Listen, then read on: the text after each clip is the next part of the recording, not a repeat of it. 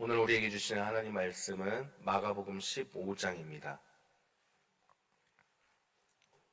마가복음 15장 21절 한 절입니다.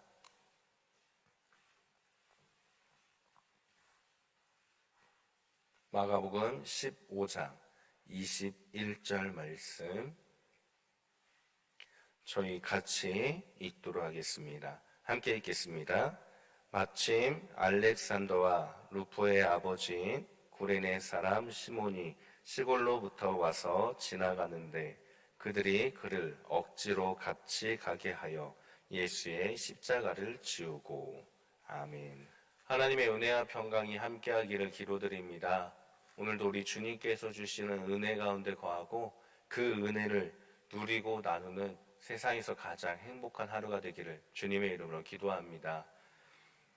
오늘 본문 말씀은 예수님께서 십자가를 지고 골고다로 가고 있는 모습을 그리고 있습니다. 이 십자가는 완성된 십자가가 아니라 십자가의 가로 기둥인 축만 그렇게 메고 가는 것인데 약 20에서 30kg 정도 되는 무게가 된다고 합니다. 온갖 고문을 당한 예수님께서 십자가를 지고 가실 때 살이 찢어진 그곳에 나무결이 닿으면 얼마나 아팠겠습니까? 너무나도 지고 가기가 무거웠을 것입니다. 그러다가 로마 병사들은 한 사람에게 그 십자가를 억지로 지고 가게 하였습니다. 그 사람은 오늘 본문에서 말씀하고 있듯이 구레네 사람 시몬이었습니다. 구레네 사람 시몬, 이 사람은 디아스포라 유대인, 즉 다른 나라에서 살고 있는 유대인이라고 추측을 하고 있습니다. 병정들은 이 시몬에게 억지로 십자가를 지고 가게 만들었다는 겁니다.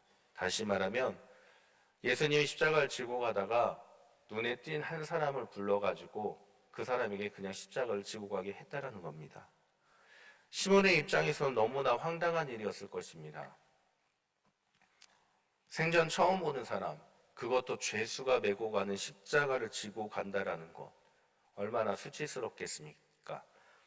더군다나 유월절을 지키기 위해서 온 시몬은 유월절에 피를 만지면 안 되는데 그것도 죄인의 피를 만지고 억지로 십자가를 지고 가야 한다니 수치스럽고 억울하고 참 자식들이 보는 앞에서 고개를 들 수가 없었을 것입니다. 그렇게 십자가를 대신 억지로 지고 간 구레네 사람 시몬은 참 놀랍게도 이 사건을 계기로 예수님을 믿게 되었습니다. 그리고 시몬뿐만 아니라 그의 가정 역시 예수님을 믿게 되었습니다. 그래서 후에 성경에는 나오지 않지만 전승에 따르면은 시몬은 복음을 전하다가 순교를 하게 되었고 그의 아들 알렉산더와 루포 역시 초대교회의 훌륭한 지도자였고 순교를 당했으며 그의 아내는 바울에게 숙소를 내주고 바울이 복음을 전하는 기초 터전을 제공한 사람이라고 그렇게 기록되어 있습니다. 그렇다면 무엇이 그토록 시몬과 그 가정의 삶을 변화시켰던 것일까요? 십자가를 대신 억지로 지고 가던 시몬은 그는 예수님을 믿지 않았던 유대인이었습니다. 그래서 유월절을 지키기 위해서 예루살렘에 왔던 것입니다. 예수님도 십자가를 질 당시에 이 시몬을 우연히 보게 된 것입니다. 유월절을 지키기 위해 왔다가 십자가 처형의 길을 가게 되는 예수님을 시몬은 우연찮게 보게 되었던 것입니다. 물론 그는 예수님에 대한 소문을 들었을 것입니다. 놀라운 기적을 행하고 자칭 하나님의 아들이라 말하면서 하나님의 말씀을 전하는 사람이라고 그는 소문을 들었을 것입니다. 하지만 유대교였고 타국에서 살던 그에게 이 소문은 먼 이야기였을지도 모릅니다.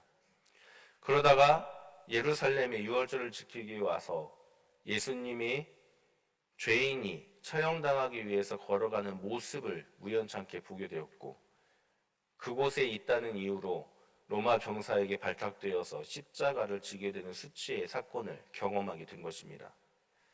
제가 시몬이었다면 아마도 예수님을 믿었다라기보다는 억울하고 수치스러워서 원망함 때문에 악에 받쳐서 어디 십자가 나를 이렇게 수치스럽게 만든 죄인인 당신 십자가에서 어떻게 죽나 보자라고 생각했을지도 모릅니다. 그리고 또한 문득 예수님이 죽으시면서 하신 말씀들 역시 들었을지도 모릅니다. 그리고 십자가에 달려 죽으시는 예수님을 보고 하나님의 아들이라 고백했던 백부장의 목소리도 들었을지도 모릅니다. 또 십자가 사건이 있은 후에 부활의 소식을 들었을 수도 있고, 또 예수님께서 승천하신 것을 바라본 500명 중에 한 명이었을지도 모릅니다. 이것은 어디까지나 저의 생각일 뿐입니다.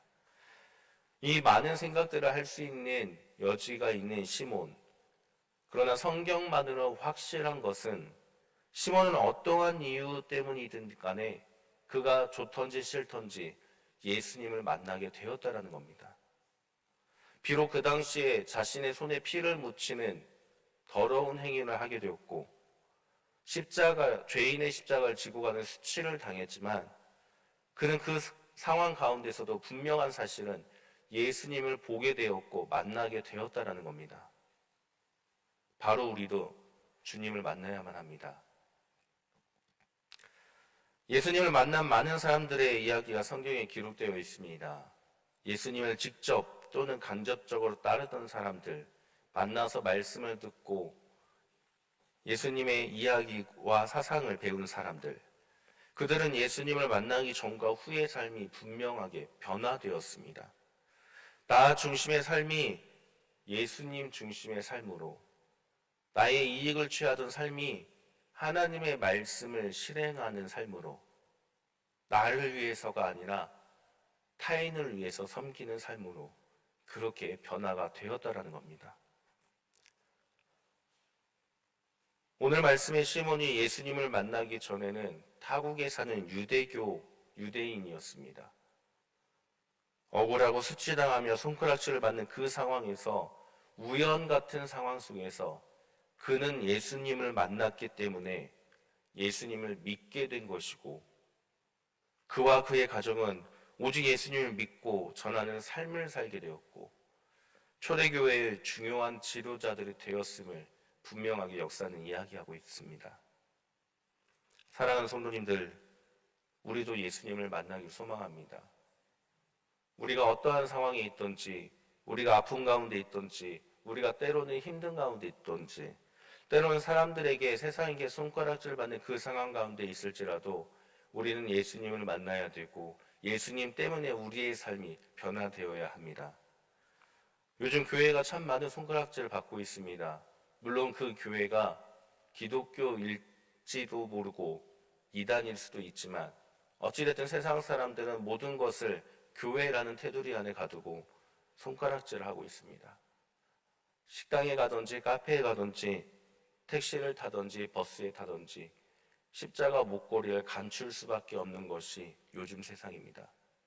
그런데 중요한 것은 세상의 손가락질이 아니라 내가 어떠한 상황 가운데 있든지 예수님을 만났다면 우리의 삶 역시 바뀌게 된다는 사실입니다. 그렇기 때문에 예수님을 만난 것을 그 당시에는 수치스럽고 부끄러울지도 모를지언정 오직 예수님만을 바라보며 그렇게 믿음으로 나아갈 때 시몬과 같은 놀라운 삶의 변화가 우리에게 임할 줄 믿으시길 바랍니다. 십자가에 달리신 예수님을 만나고 부활하신 주님을 만남으로써 내가 변하고 우리 자녀들이 변하고 우리 가정과 교회를 통해서 우리 삶의 주변 사람들이 변화되는 놀라운 역사를 경험하시길 바랍니다. 주님께서는 부활하셨습니다. 2000년 전에 부활하신 주님께서 우리가 만나지도 못했지만 우리는 말씀으로 듣고 믿음으로써 주님을 만나고 있습니다. 주님을 만난다면 우리의 삶 역시 변화되기로 바랍니다.